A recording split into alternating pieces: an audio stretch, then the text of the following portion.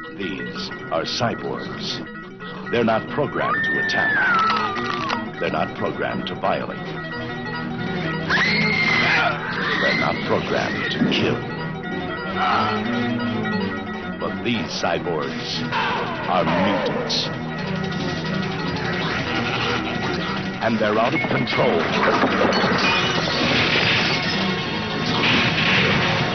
Who'd want to get robots high? I don't know. But apparently the drug decays and mutates psychosexual response programs. What's that in English? They kill for pleasure. Drug-crazed machines, 10 times stronger than any man. This is a job for professionals. Who are you calling? Matt Riker. A mercenary? And these bounty hunters are seasoned veterans of mutant warfare.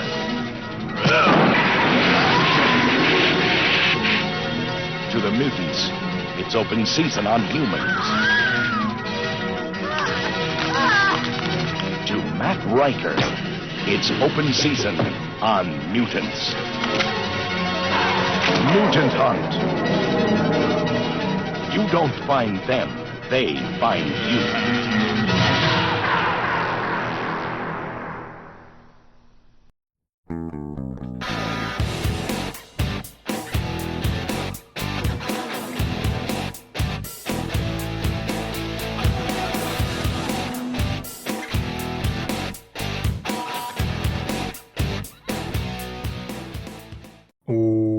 Welcome to They Call This a Movie, testing the strength of friendships one terrible movie at a time. Subscribe to the podcast on iTunes and other podcast services by searching They Call This a Movie, and find us on Twitter and Instagram at TicTamPod. That's TCTAM Pod. Welcome back to They Call This a Movie. This is Anthony Delvecchio. With me, as always, is Dan Aquino and Mark Myers. Say hello, gentlemen. Hey, friends. Hello, everyone. So I realized today, well, you guys, once I get into this story, you have way more responsibilities than I do, especially in the father department coming up. I realized today I had an off day. We, for full disclosure, we're recording on Juneteenth, and I just spent the entire day. I didn't have anything outside of this movie to watch, a video game to play or anything. I just did laundry, cleaned my house, and I'm like, this is way too adult of a day off. I don't like this. I'd rather just be sitting playing video games or watching movies.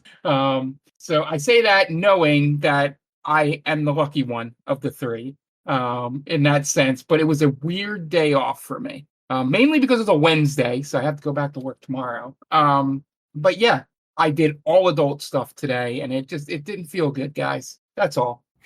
That's the most fun. And I'm being serious. I love just a day where I can get things done around the house.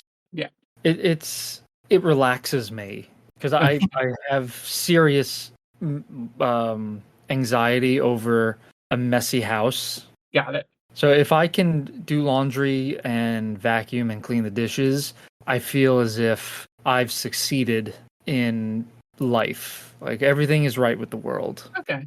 Yeah, I understand that. I get that feeling as well while I'm doing the activities, but it was just in my head, I was like forced to do it because I really had nothing else to do in terms of leisure activities.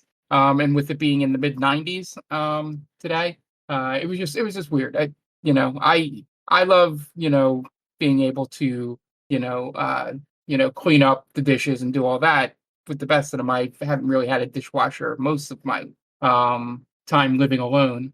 But yeah, it was just weird. It was just like 12 o'clock and I'm like, everything's done. And I'm like, I don't have anything to do. This sucks. I would actually rather be at work right now. But thankfully we had this wonderful movie to watch. That took up less than an hour and a half at that time. Yeah. But yeah, every time I sort of have those, complaints or not complaints, but wistful moments of wanting more childish things to do, I immediately got to remember that I can have those thoughts. I will not be taking care of a little one anytime soon. So Sure. Hey, you could go wherever you want, man. The world is your oyster. Exactly. That's why I said I shouldn't say feel guilty, but it sort of pops in my head. I'm like, oh, maybe I shouldn't complain, not like talk about this, sort of thing. Yeah, you live a privileged life, sir. All right. Yeah. And I will not hear any talk about, oh, woe is me. I don't have any video games to play. Hey, Dan? Way to ignore your privilege on today of all days. On Juneteenth, Mark forgets his privilege. Typical. Mark plays the victim card. Guys, but what about me? Me. Can I make this day about me? I know. This day off of work is a burden to me. I just don't understand how life could get any worse. It's the worst thing that's ever happened to anybody. Especially on this date, June 19th. I know a bunch of our listeners out there were probably feeling for Mark when he brought that up. Oh, poor Mark. Whatever shall we do? You can send him get well cards. Thinking of you in your time of need. Thank you. You got to the point of it. That was just I just send me cards. That's all I want. And Mark, you guys were present for the baptism of my child. Yes. And you saw how exhausting that was, right? Like you could see how tired I was that day. Dan's tired. I know. Yeah. Oh yeah. Well, I've always been tired, but now it's real tired. You know what I mean? Like that's real tired. Is redefining what you knew as tired. Exactly. Yeah. Before it was just, I think I'm tired. Now I didn't know what real tired was. As for me today, I got up my normal time. I went to the gym. I went home. I made myself breakfast on the new griddle that I have. Early birthday present. Then I went to Target because I didn't need to do anything. But that's what happens on days that I don't have to do anything. I wind up spending money, which is my least favorite thing in the world. Yeah. So worry about me, guys. What about me? What about you? What about Ant? Send Mark cards. We're setting up a GoFundMe for Ant. I was going to say, send Anthony cards with money in them. I spent $40 at Target today. I really need to recoup those losses. So have a heart. I assume you went by yourself. Are you saying women be shopping? Uh-oh. So Mark is Mark's quiet now. No, I was trying not to choke on my water that I drank as you said that. Mark is pissing off two demographics in one episode. Those are jokes you can't get away with these days, Mark. Maybe in 1996 you get away with those. Sinbad could tell a good women be shopping joke, but I don't know if you've got the stage presence to handle that. I don't have the credibility. You can't do comedy anymore, is what you're saying, Ant? You can't. You can't make comedies anymore. All right. Well, speaking of movies you can't make anymore, we watched a movie that you shouldn't make anymore. Nope. And this week was my pick, and this was a pretty organic pick. I went on Amazon Prime. I searched some movies.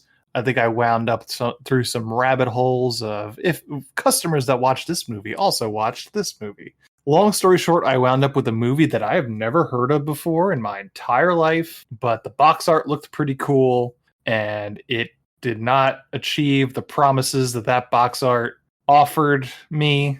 But despite that, we watched the 1987 sci-fi film Mutant Hunt, which really stretches the definition of the word mutant and hunt.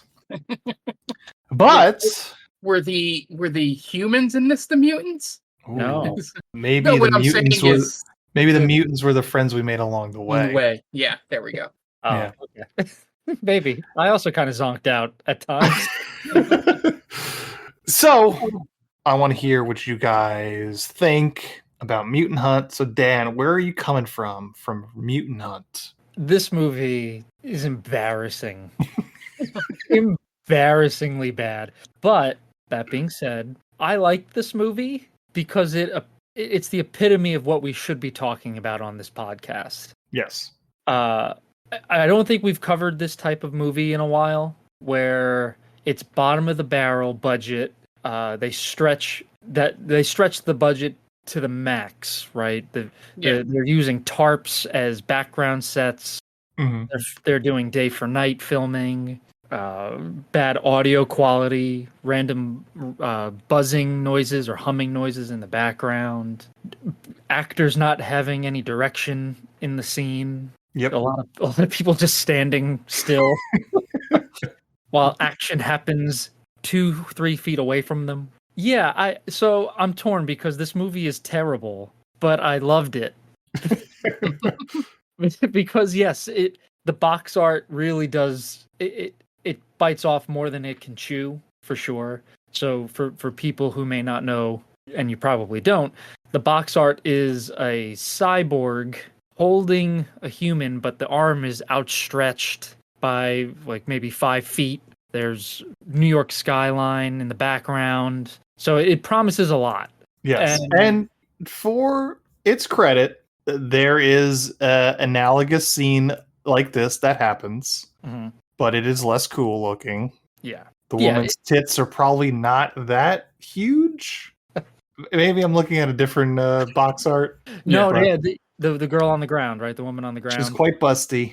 Yes. I don't even know who that is. Who is that supposed to be? I don't know. Yeah, I don't know. Because no one's dressed that way in the movie. No. They're wearing yellow jumpsuits in the box art. Yes. But there's no helicopters in this movie either. No. Maybe by accident they filmed a helicopter. Yeah. But yeah, I don't know when this movie takes place, over how many days it takes place. I don't know who the main villain was. The movie doesn't really give you much. No. And they just drop you right into the thick of things. There's very little explanation. So I give them credit because they just said, I think this is how you make a movie. I've seen movies. Let's just do it this way. It's very silly. Again, don't take this as me telling you it's good, because it's definitely not. But there's a charm to this movie that I will always enjoy, where it's the cheap bottom of the barrel doing their best, failing spectacularly. I like it. That's all there is to it. Okay. Mark, what about you? Where are you coming from with Mutant Hunt? Yeah, so I very much, watching this movie, I immediately thought, this is going to be a movie that the other two like a lot more than I do. While I had fun watching the movie, it did obviously drag at points, but that's probably due to the quality of it. There was a few fun moments that I did get out of it. I loved all the futuristic tech that was in this movie, like the tracking software was just like a picture of the island of Manhattan, and then a giant X came up, and the guy knew exactly where that X was, and that made me laugh every time it happened. I did love him just sticking his hand into his takeout and then putting that food in his mouth and then tossing the rest of the takeout before running to help the girl. That was cool. The thing that I couldn't follow in one aspect, the sort of some of the relationships around there. Like, I had no idea what the other girl was doing or wanted, or which, like, did she want Z to fail, or did she want him to succeed, or did she want, like, I couldn't really figure out her whole deal. And I think the movie could have really possibly done without that entire storyline. I didn't get what the connection was between the three mercenaries, because I think at times a couple of them said they worked for the government but also did mercenary work on the side, and they had clearances, and it just some of that stuff, while probably me looking more into a movie than I should be, just took me out of it a little bit, but then it would always reel me back in with something incredibly stupid, like when that robot comes back to life, and is all of a sudden not murderous for some reason, and a new thing drops that they can only kill every 6 hours, which is a weird programming bug to have. But yeah, it was just, I think they like you said, I think they tried to do too much with things. They didn't always work out. They should have had better actors that could fight, because all the fight scenes were not good at all, and just looked like it was like 1 or 2 takes they did of it, and didn't even try to make it look any kind of good for the movie. But yeah, I did enjoy my favorite part of the movie was I enjoyed the overkill of Z at the end when he shoots the laser and then it sets the entire body on fire, which is the most gruesome death in the entire movie. But A girl yeah, gets her head ripped off. Oh, that yeah, is but true. yeah, Yeah. but this was that was Decapitation. the but see, I'll explain. I was expecting that from this movie. Because they were supposed to be 10 times the strength of men, which didn't seem like it ever happened because No, they seem to be able to get knocked down by men pretty easily. yes. And yeah, so when they ripped the head off, I'm like, oh, okay, good, that was supposed to happen. And then they just set that guy's body on fire, and I was just like, oh shit, like that's a little overkill. And then my final favorite thing was when when all of a sudden the Delta 8 comes out of nowhere, which is spectacular. Never mentioned at any point in the movie until the very end. But then he goes to punch Riker, and then he just punches through, which was very obviously like a thin sheet of sheetrock that's supposed to be a concrete wall. His fist just goes right through it. And then I thought that was like a barrier, like a ledge, and then Riker just flips over it and then stands up, and I'm like, what is the point of that wall, half wall that was there?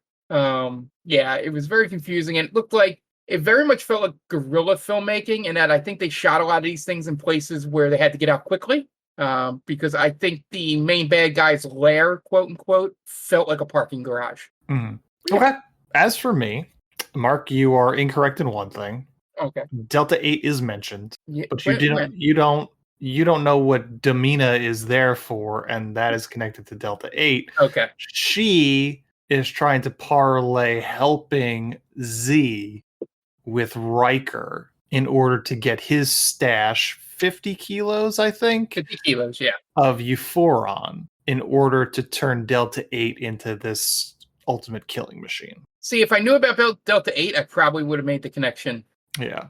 You see shots of him here and there. He's kind of mummified. Yeah. But as for me, there's a charm to this movie. I love the first scene with Riker when he just has his only decorations in his bedroom are assorted weapons that he tries to use against the cyborg, like one after the other. Like, here's a machete, here are some psi, here's a laser, a dart gun, and then it's just, all right, well, I'm just going to break this lamp and use it. Love that. There's a whaling harpoon on his wall. There's no rhyme or reason to what is on his wall. He's got a punching bag, he's got a mattress with no bed frame, and then he's got weapons. That's the only thing in his room. He's got a ton of books, though. He has like an entire study. But he's a terrible hero. Mm-hmm. He watches, we come to learn, is a cyborg, but he watches a woman just get yeeted out the window with no emotion. He's just had sex with this woman, and he lets a cyborg walk in, grab this woman, and just toss her out the window. Who, in the previous fight scene, stayed in the bed. Yes. Didn't move from the bed, just stood there. Yes. Which is a theme, as Dan, as you mentioned. Usually when there is a fight going on, it involves two people, and there are usually other people in the scene, and the other people are given no direction. Yes. It's literally just kind of stand here, and more often than not, they're just in the way. The scene in the bedroom with what's her name? It's not Tamina. What was her name? It was Darla. Darla is basically just like there every time. It's almost like she has to walk out of the shot too, just so they can do their fight. It's like, no, Darla, move this way. They almost fight around people. Yes, every time. Or just people standing around. Like at the end, Felix is just standing there watching Riker fight Delta 8. Yeah. When he could be helping. That long shot of the two cyborgs coming up from behind him from the long hallway, just watching them approach him. And he's just standing there. Hilarious. I guess he was supposed to be the comedic relief in this movie. Mm-hmm. Because in that scene, he makes some funny faces at the camera. Yeah. So maybe that's what was supposed to be happening, but it seems awkward. Yeah. Lots of awkwardness. The effects on the melting cyborg are kind of cool, given the budget. Yeah. But they take entirely too long. Once that thing starts talking, that thing fucking takes forever to talk. Yeah. My favorite part of that, Ant, is he is a broken down cyborg from the beginning of the movie. Mm-hmm. And they just leave his body in Riker's apartment for the entirety of the movie. Yes. Yeah. They never said let's move this thing. Right. One of the actors or one of the characters takes a shower with the body in the next room. Yep. Yeah. There's several scenes that take place in that bedroom where obviously we probably don't see it because of continuity, but in the canon of this movie, that cyborg is just off screen. Yes. Just a rotting cyborg body. Were they going to live their lives around that body? They made no attempts to move it. No. It's so weird. It's like several days. It's like maybe 2 days. That I couldn't tell you. Yeah. They don't give you a time frame. So they all meet up and they have the plan that they're going to find the last 2 cyborgs, right? And then Alpha and Beta. And then Riker decides, you know what, this perfectly good time to do? Fuck. So he fucks Elaine saying they got plenty of time because it's going to be dawn soon, which is not true, because then in the very next scene, the woman yelling out the window telling her daughter to come in because it's 2 a.m. Dawn is at least 4 hours away from that point. Yes. Anyway. He doesn't understand it's blocking. He was overestimating how long he could last. Yeah. Right. He thought for some reason he could last minimum 4 hours. Yeah, he was into that tantric stuff. Yeah. Then there's a couple of scenes, and then there's a scene which nothing really happens. It's Elaine at the water where it's either sunrise or sunset. You would think it's sunrise, but the very next scene is dark again with Felix walking around the streets. Yes. So either way, whether or not that is sunrise or sunset, that we then fast forward through the day to when it's night again. So it's at least 24 hours. We know it's not 72. It's less than 72 hours because Inteltrex can only hold Paul for 3 days due to the federal law of a couple of years ago, according to Darla. Interesting. Okay, I didn't. The Federation Act of 2 years ago is her exact words. Yeah, because they didn't want to timestamp it, Ant. Yes, it's fine. Which is my favorite name for any Federation Act. The Federation Act of 2 years ago. Yeah, that's a very official sounding act. Yeah, I think the people who made this movie had severe limitations, right? Director, writer Tim Kincaid had an idea, but didn't have the knowledge or the wherewithal to get from point A to point B. So he had to kind of make little detours, right? Things are kind of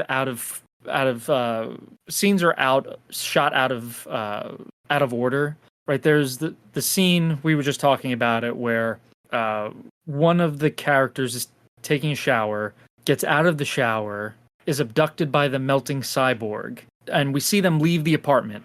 In the very next scene, Felix tells Riker that there's another cyborg, I guess a notification on their GoPro or tracker. On their trackers.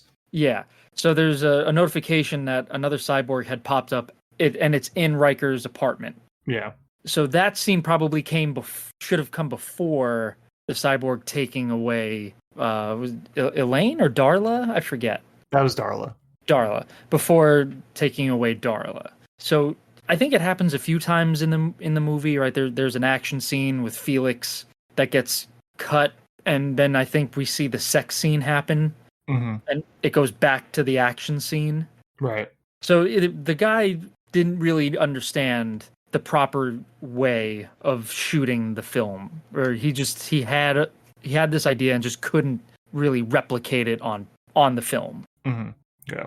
So Mutant Hunt from 1987 is directed by Tim Kincaid, who directed Robot Holocaust, Breeders, Bad Girls Dormitory, and a shit ton of gay porn. Yeah. No way, really? Oh, yes. It stars Rick Giannissi, Mary Fahey, Ron Rinaldi, Tawny Vernon, Bill Peterson, Mark Umail, Stormy Spill, and Doug Devos. IMDb score 3.6, Rotten Tomato score 15%, and no budget or box office. This was shot back-to-back with Breeders, a movie I believe I have seen. Big Tim Kincaid fan. Apparently. I especially love his Joe Gage Sex Files series, of which there are 23 volumes.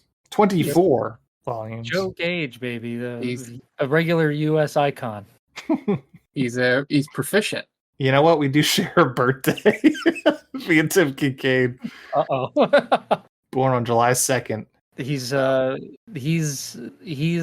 something special. So if I ever meet him, I've got an in. Wait, so okay. So he's won I didn't know this was a thing. He's won a Gay Vienna Awards. I'm literally looking at that page right now too. That's great that they have their own award ceremony. I didn't know about it. He's a winner. Best non-sex performance for Beyond Perfect. He's in their Hall of Fame. Yep. That's awesome. This is one of the coolest guys ever. Good for Tim Kincaid. Yeah. First time someone's Hall gonna of win this. Famer on the podcast. Yep. You guys want to get into the plot? Absolutely. Let's do it. All right, Dan, what do you got for us? All right, friends. Please take some time out of your busy schedule to go check out two friends of the podcast. The first being the Top 10 with Tia. If you've been a long-time listener of our podcast, I'm sure you've heard the episodes that Tia has been on. She's awesome, very funny, just a sweet person. So please go to geekvibesnation.com, search the Top 10 with Tia, and it'll pop right up. Go give her a follow. And last but not least, our very own Mark Myers has his own podcast called Game Vault Podcast, and he's running it solo for now until his two co-hosts come back from their paternity and maternity leaves. But in the meantime, Mark is holding down the fort, playing video games on Twitch over at Game Vault Pod, talking about video game news, what's coming up, what you should be on the lookout for. All socials at Game Vault Pod. They are on every podcast platform that you know about. It's a bi-weekly podcast, so just go search Game Vault Podcast, give them a follow, rate and review them, please, if you have a moment. It would mean a great deal to all of us, since Mark is a good friend of ours, obviously. So yeah, that's it. Go check them out.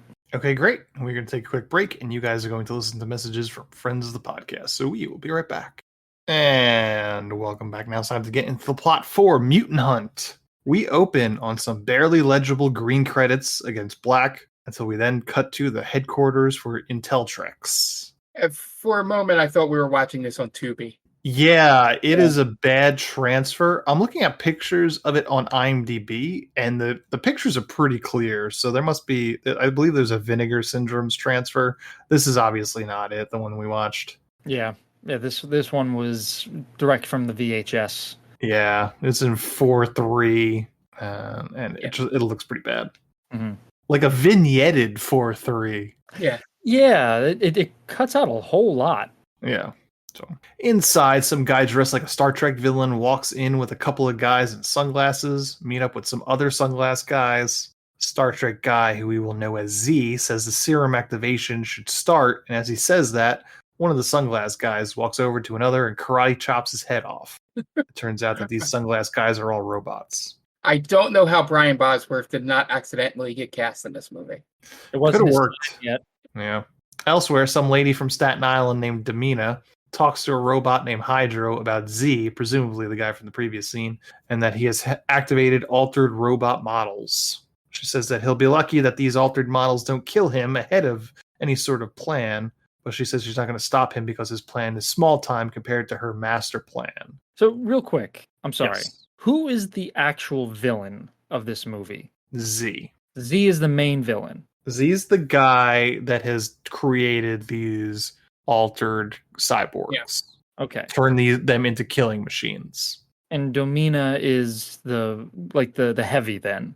She's a former work partner, basically. Like, Okay. she's created these cyborgs, and now he's using her creation to create these basically killing machines. His plan is to sell them to foreign dictators.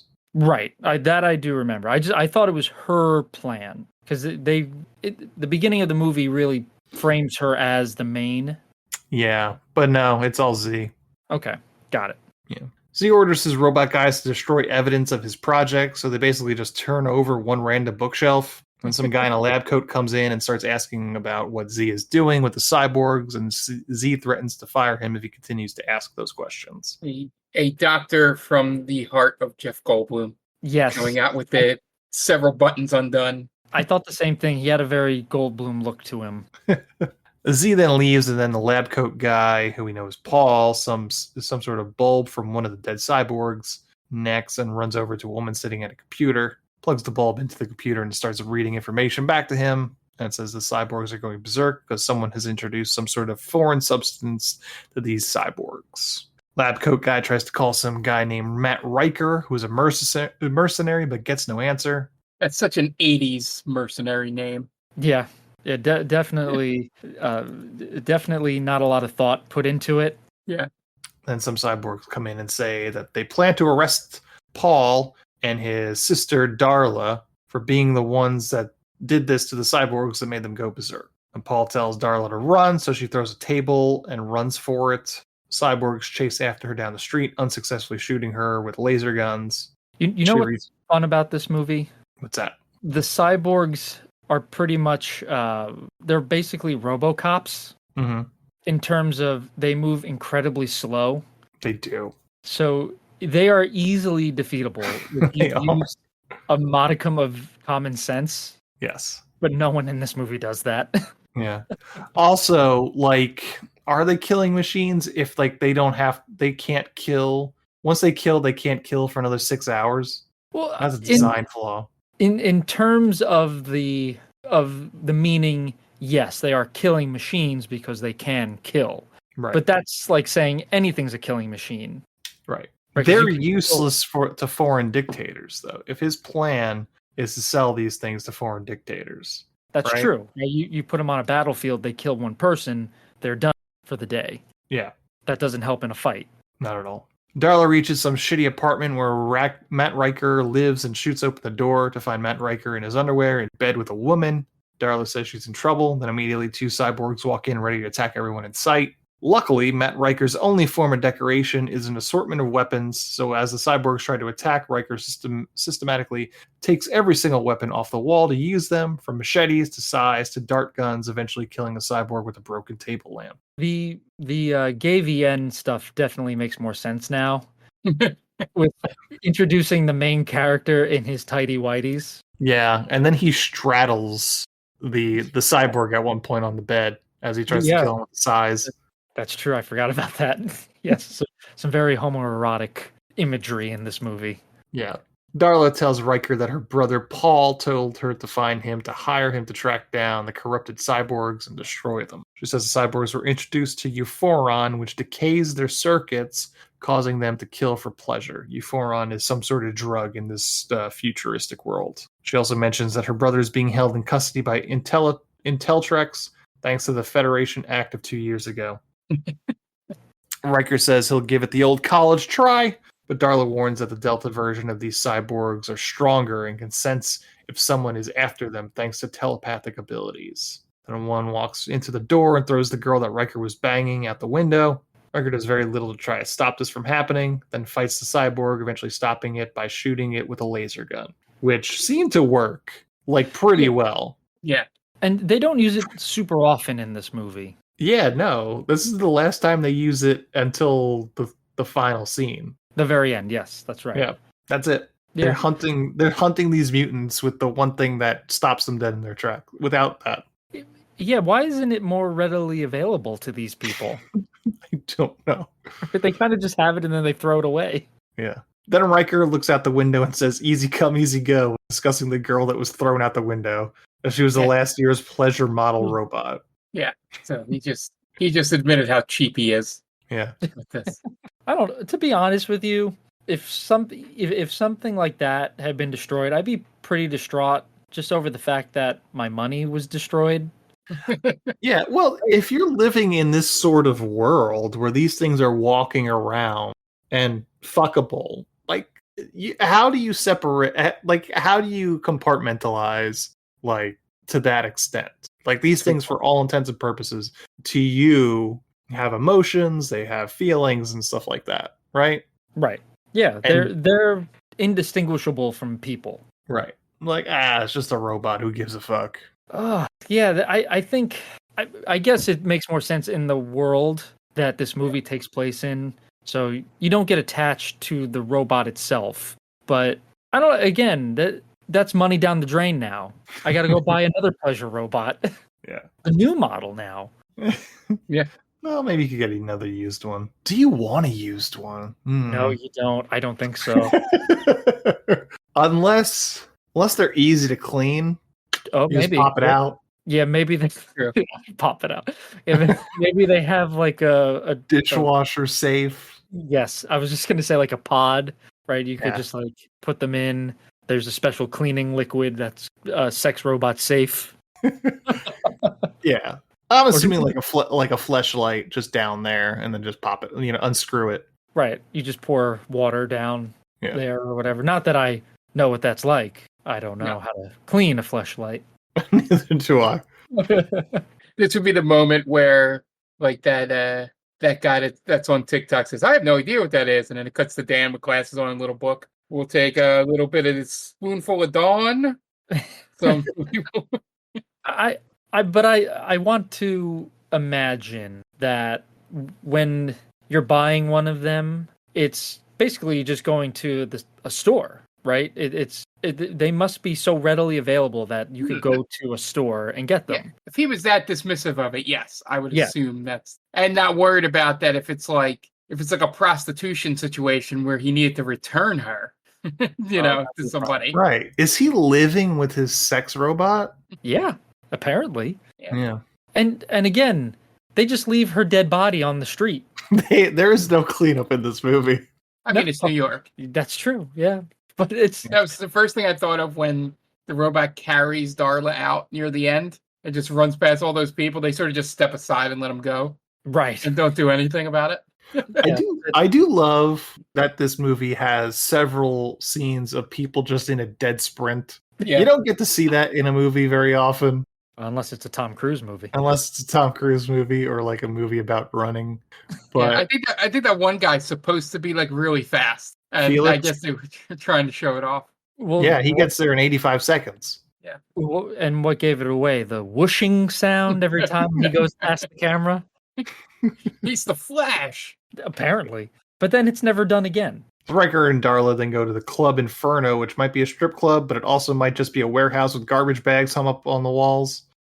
Yeah. A woman dressed like Dusty Rhodes does a dance on stage as a group of mostly dudes watches. Eventually, two of the dudes try to openly assault her on stage as the crowd cheers them on, but she kicks both of their asses and they get kicked out of the club. These two guys are the worst fighters of all time. A lot of kicks in this movie. Yeah. What was the movie we watched where the woman does nothing but kick? Oh, it's the prison movie. Vengeance or something like that? Vendetta? Yeah. Vendetta. I kept thinking, who would win in a fight between Felix and that woman? Ooh, it'd be a good fight. Yes, but he's super fast. Yeah. But she's very tough. Yeah. So that would be a match for the ages. It'd be like the Uso fight in WrestleMania 40. Of course. I'm sure. Just super kick after super kick. When she finishes, she walks over to Riker and he introduces not only a stripper, but also a mercenary. He hires her to help out hunt down the cyborgs. Yeah, I like how she's like, I know you're doing it for free, but you're paying me what I get paid. Mm-hmm. Get that bag, sister. Domina gives a call to Z to let him know that Riker is on the case of his mutant cyborgs. She offers to help him in exchange for 50 kilos of Euphoron. Elaine leaves the club and winds up being followed by a cyborg. She runs over to go ahead. The way Domina talks about it, it's like Riker is John Wick. Mm-hmm. Yeah. It's like, oh no, Riker's on the case. See, you're done. That is how he's treated in this movie. It's like the one man in this city that could get the job done. It's Matt Riker. You'd hope he lived in a nicer apartment, though. Right. Or a shittier apartment. I think, like the down on his luck guy, but he's a badass. He just does it for the fun. Yeah. The fun of it. Right. Like that's the only joy he gets in life is hunting down mutant cyborgs. Yeah. Elaine leaves the club once being followed by. She runs over to a random yellow telephone and calls some guy on his earpiece that is just walking the streets eating Chinese takeout. This is Felix, by the way. She tells him to find her location and come to her aid. So he uses some gadgets and tracks her and says he'll be there in 85 seconds. So he then sprints down the street and finds Elaine karate kicking the cyborg until it grabs her and lifts her up. Then it puts her down when it sees this guy. Then kicks the cyborg in the face. The cyborg then starts punching the supports of a bridge. And then Felix and Elaine just run away. Elaine then bemoans the fact that she needed a man to help her out of the situation. Felix says that everyone needs some help sometime. He says sorry for being alive. Yeah, that's pretty good. That's not what she's saying. I love this. I love this whole scene because she called him. Yeah. And then she's complaining, why do I always have to be saved? Right. Yeah. It's not as if she was in trouble and he came out of nowhere and saved Yeah. her. She willingly asked for help. I wonder, part of me wonders if that was in the original idea and they just didn't change the script or just didn't reshoot or something. Yeah, I don't even know why it's a part of it. You don't need that. No, it's a way to introduce Felix, but it does really nothing outside of that. It doesn't take away from her because she also fought the cyborg. Mm-hmm. So it doesn't mean that she's incapable. It's just she needed help. Yeah. They could have done it as like, she could have just been like, thanks, I owe you one. And at the end, like he needs help. And then she comes out of nowhere and saves him. Yes, that would be a nice bookend. Yeah. Guess we're even now. And they do like a little fist bump. Yeah. And they go on their way. And then they fuck. Yes. Very fast because that's how he does it. Back at Demina's, Hydro tells Demina that Elaine escaped, but the cyborg is still at large, which she's happy about because that means their plan can still be enacted. Back at Riker's, Elaine and Felix show up, and Felix talks about the killing spree that would have been really interesting to see if this movie had the budget. And Felix shows off a bunch of gadgets that they could use to track down the cyborgs, as well as an explosive device that walks around. Riker and Felix then decide to split up and take down the last two cyborgs. Darla doubts they are taking it seriously enough, and Riker tells her that her brother sent her to him for a reason, so she should just trust him, so she relents. She does have a point, though, and it felt like almost an ad-lib that the guy that played Felix couldn't remember that they were called cyborgs. Yeah, he kept calling them people, right? Yeah, or things, or them. Yeah, I agree. I think he flubbed the lines a couple times. I think he calls them thingies at one point. Thingies. He uses a slur on them. Like, what do you call them? Jelly heads?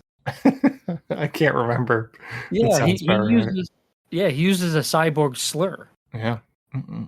Not very PC. Oh, Felix is canceled. Yep. Then, instead of going out to find and kill the cyborg, Riker decides to fuck Elaine in his study. He says it's cool, though, because it's almost dawn and the cyborgs can't go out in the daylight. But somewhere out in the city, some girl named Amber Dawn makes out with her boyfriend as another couple gets attacked by a cyborg. Riker's on the case apparently didn't need too much time to fuck Elaine, as it's only 2 a.m. His original idea that it was almost dawn couldn't have been true. So, go ahead. Why do the cyborg mutants operate under vampire rules all of a sudden? It is described something I didn't really write down exactly what he was saying, but he was saying it mid-coitus, so it probably could have been a lie. I do enjoy the fact that this movie drops 2 brand new rules midway and towards the end of the movie. Which were the rules? The rule was that they don't do anything during the daytime, and that they can only kill once every 6 hours. Oh, yeah, the decomposing cyborg mentions that. Yeah. And they feel pain all of a sudden. Yeah. Yes. After he rips his own jaw off. I feel pain. The cyborg manages to explode the head of the woman in the couple before Riker casually approaches him and starts to fight the cyborg. So, if he didn't stop to fuck Elaine, that person would still be alive.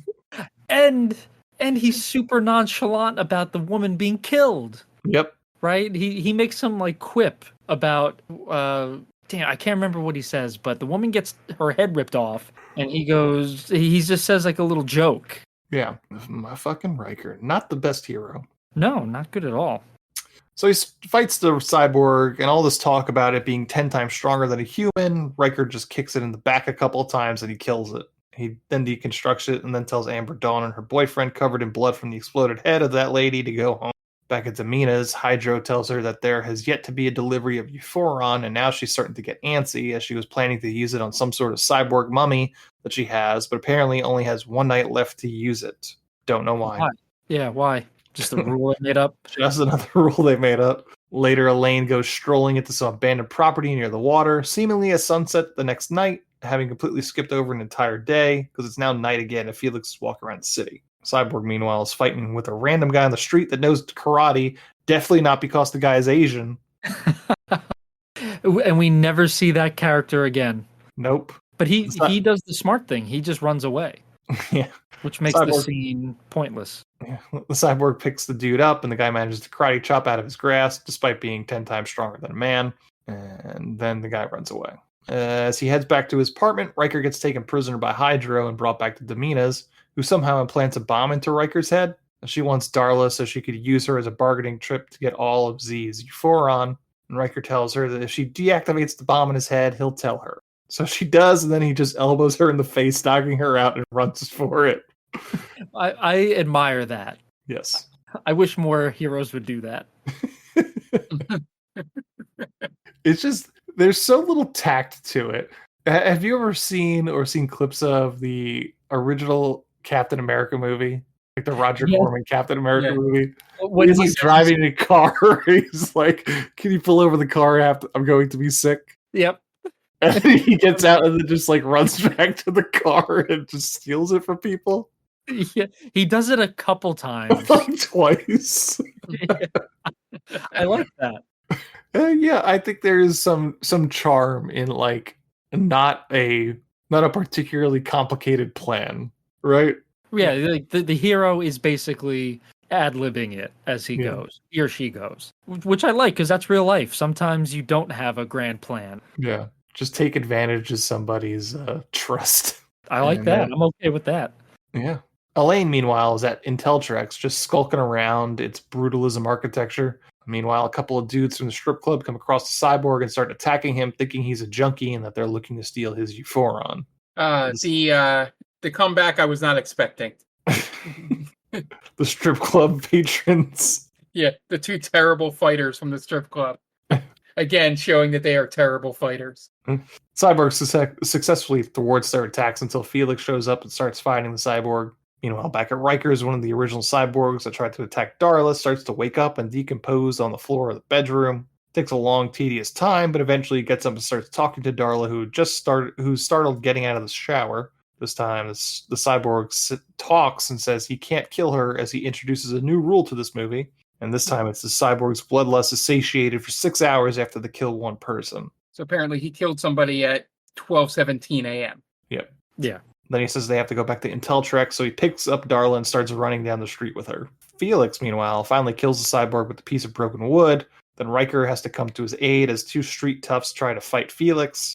After Felix gets a new ping on his tracker and says it's coming from Riker's apartment, so they go running off to where the tracker is saying the cyborg is heading. Then cut to Z, who has Paul tied to the desk from the beginning of the movie. Z says that he found a strain of Euphoron that will turn docile cyborgs into killing machines, and his plan is to sell this Euphoron to foreign dictators. He ties Paul and tells him to follow him as a way for the villain of this movie to explain his evil plan. Meanwhile, Elaine is still skulking around, planting the explosive device that Felix gave to her. At that moment, the cyborg, Darla, Felix, and Riker all show up to Inteltrex. Cyborg tells them that he is in pain and needs Darla's help. See, I don't really understand what he was expecting to help. Like, just, can you put me out of my misery? I was expecting. I think he said that Paul knew a way to take away his pain receptors or something, or like basically deactivate them. Gotcha. Why did they build them with pain receptors? Yeah. Why did they build them to feel pain? Hubris. That's like another, like the Simpsons Itchy Scratchy Land, where when they take off their heads or open up their heads, they scream. Wish they wouldn't scream. Yeah, I wish they wouldn't scream. Ow! That's the first thing I thought of. Like, oh, it's Itchy Scratchy Land. Eventually, the explosive device goes off, and this melting cyborg helps Felix and Riker get to a tunnel under the factory to get into the Furon storage. Hydra tells Domina that the factory has been blown up, so she orders him to get the last of the Euphoron they have in order to use it on her mummy project. So while Domina gets really horny about unleashing the project, Z is throwing bombs at Elaine as she runs around the facility. Eventually, Riker, Felix, Darla, and the melting cyborg meet up with Z, who has Paul as a hostage. And Z tries to convince the cyborg that he can help him, but Paul tells him not to listen to him. So the cyborg picks up Z and crushes his, or just drops him from a really high place, I guess. I don't know. I don't know how Z gets basically killed or almost killed, but he just drops him really. Yeah, I don't remember either. I think he just gets dropped. Yeah. Domina presses a button to unveil her project, Delta 8, stronger and more mutated than before. So Riker prepares to fight Delta 8. Elaine drops in from a grappling hook to help out, but other cyborgs start fighting with her. Then more come to fight Felix, who has no spatial awareness and just lets them wildly walk up behind him as he watches Riker fight Delta 8. A bunch of kicks occur. Elaine almost falls out of her top for no reason. Felix crushes the cyborg's head with his feet, and Riker gets chased around the factory by Delta 8. The Delta 8's hand starts to glow, and Melty Cyborg warns everyone about it. So Z shoots Melty Cyborg. Darla shoots Delta 8. Z also shoots Paul in the arm and collapses. Riker shoots Z with a laser gun, which sets him on fire. Everyone's just shooting everybody. Right. It's like the movie decided no one's been shot, so we just shoot everybody.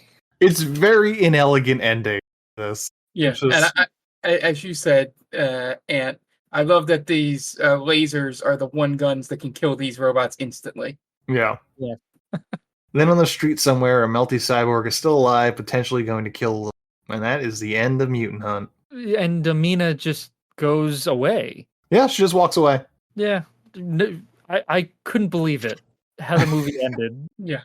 Nothing, like, so many things left unanswered in my mind. Like, so who was what would happen to Domina? What was going to happen with that other cyborg that was smiling at the little girl? Why, when the one guy got shot in the arm, did no one react to it? Mm. Right? He gets shot and everyone's just kind of like, oh, okay. He's fine. Yeah. Yep. That's Mutant Hunt. It's a weird one, but it's got its charms. It definitely does. Yeah. It's, again, now that I know what I know about Tim Kincaid, I get it. I feel as if I understand this movie now. Sure. So yeah, I would definitely say it's something that you should experience for yourself out there. Okay. Yeah. And that's going to be our part of for Mutant Hunt. We are going to have a third segment, but before we get to that, you guys are going to listen to some ads to pay those bills, and we will be right back. And welcome back to our final segment this week. And this third segment is an interesting one. We mentioned Tim Kincaid's career briefly, that he has directed quite a bit of adult films, specifically gay porn. So I have a list of 12 names here, guys. You have to tell me if these are stars of Tim Kincaid's Joe Gage Sex Files or members of the East Coast Wrestling Association Hall of Fame. Oh, no. And this week, your buzzer is going to be what your name would be if you were a gay male porn star. Oh, okay. You got to give me a minute. Okay. Because I want to make a good one. Okay. So, Ant, did you feel bad for Dan last week and had to give him a category to beat me in? That's right. That's where I shine, baby. I'll give you guys extra points if you could tell me which Joe Gage Sex File movie it was, or which year this person was inducted into the ECWA Hall of Fame. What year they were inducted? Yes. Yeah. Okay. Let me know when you guys are ready. I'm ready. Okay. Dan? Because there's an actor named Danny D already, so that would have been a good one, but I can't use that. All right.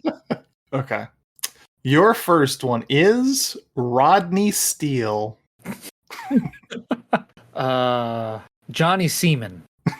All right. Damn. SEA Man.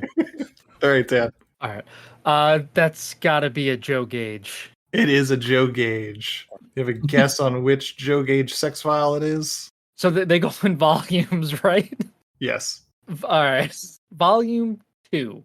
No, sorry. It is Joe Gage sex files number 6, ex-military. Oh, this is great. All right. The next one, J.D. Ryder. Christopher Mercy. The Wrestling Hall of Fame. Is incorrect. Ah. That is J.D. Ryder, star of Joe Gage sex files number 18, Runaway Sons. I thought the doing initials at the beginning. Yeah, that's a good point, Mark. That's a tough one. Yeah. Here's the next one. Joel Goodhart. Johnny Seaman. Dan. That's the wrestling. That is a Hall of Famer. Do you know what from year? 2010. No, it is 2022. Oh, wow. Recent. Okay. Mm-hmm. Have you ever right. watched any of these guys wrestle, by the way? No. So I do know several of these people, and I may have gone to high school with one of them. Ooh, interesting. Can we guess which one it was? Sure. Okay. I'll give you 5 points if you guess the one. If you only get one shot at guessing it.